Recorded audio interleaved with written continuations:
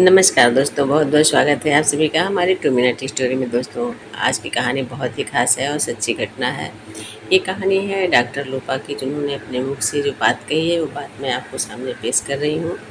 ये छोटी मोटी हस्ती की बात नहीं है। डॉक्टर प्रोफेसर लोपा मेहता, जो मुंबई के एम मेडिकल कॉलेज में डॉक्टर रहे, एनाटॉमी डिपार्टमेंट ऑफ हेड थे। उन्होंने 78 साल की उम्र में लिविंग विल बनाया। जब शरीर जवाब देने लगे और लौटने की कोई गुंजाइश न बचे, तब इलाज नहीं किया जाए। न वेंटिलेटर, न ट्यूब, न अस्पताल में बेवजह की दौड़। वो चाहती हैं कि आखिरी वक्त शांति से बीते, जहां इलाज की जिद नहीं समझदारी हो। डॉक्टर लोपा ने केवल ये दस्तावेज नहीं लिखा, एक शोध पत्र भी प्रकाशित किया है, जिसमें मृत्यु को एक स्वाभाविक समय निर्धारित जैविक प्रक्रिया के रूप में समझाया। उनका कहना है कि आधुनिक चिकित्सा मृत्यु को कभी स्वतंत्र रूप में देख ही नहीं पाई। उनका तर्क है, शरीर कोई अनंत चलने वाला यंत्र नहीं है, यह एक सीमित प्रणाली है।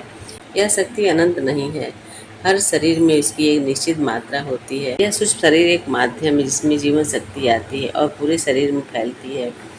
यही शक्ति शरीर को जीवित रखती है। नाड़ी, धड़कन, पाचन और सोचने की क्षमता सब कुछ उसी के भरोसे चलता है, लेकिन यह शक्ति अनंत नहीं है। हर शरीर में इसकी एक निश्चित मात्रा होती है, जैसे किसी मशीन में फिक्स बैटरी हो, न ज़्यादा हो सकती है न कम।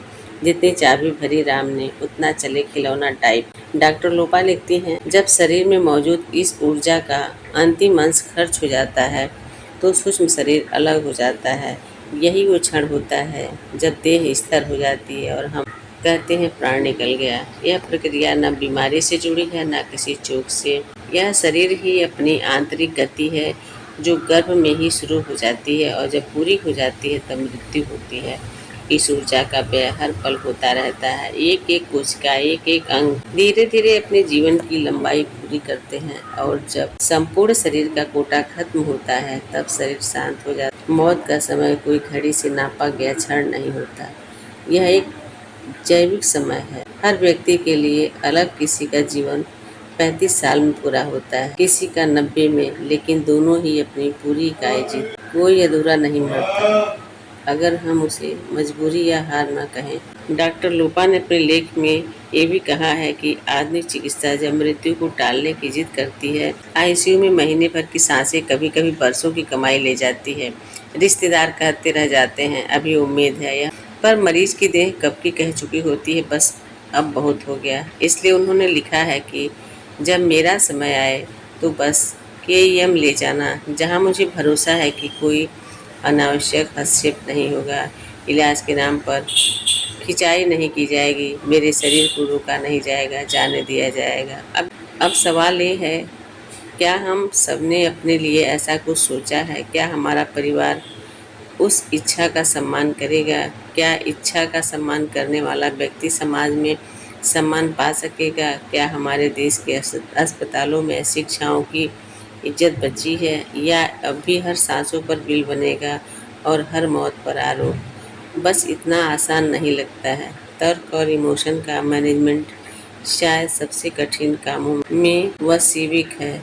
अगर मौत को एक नियत शांत और शरीर के भीतर तय अगर मौत को एक नियत शांत और शरीर के भीतर से तय प्रक्रिया की तरह देखना शुरू करें, तो शायद मौत से डर भी कम हो और डॉक्टर से उम्मीद भी थोड़ी सच्ची हो। मुझे लगता है मौत से लड़ना बंद करना चाहिए, उसे पहले जीने की तैयारी करनी चाहिए, और जब वो आए तो शांति से, गरिमा से उसे जाने देना चाहिए। बुद्ध की भाषा में मौत एक प्रमोशन है, लेकिन क्या मेरी खुद की ये सोच 70 के बाद रह पाएगी? हम खुद नहीं जानते।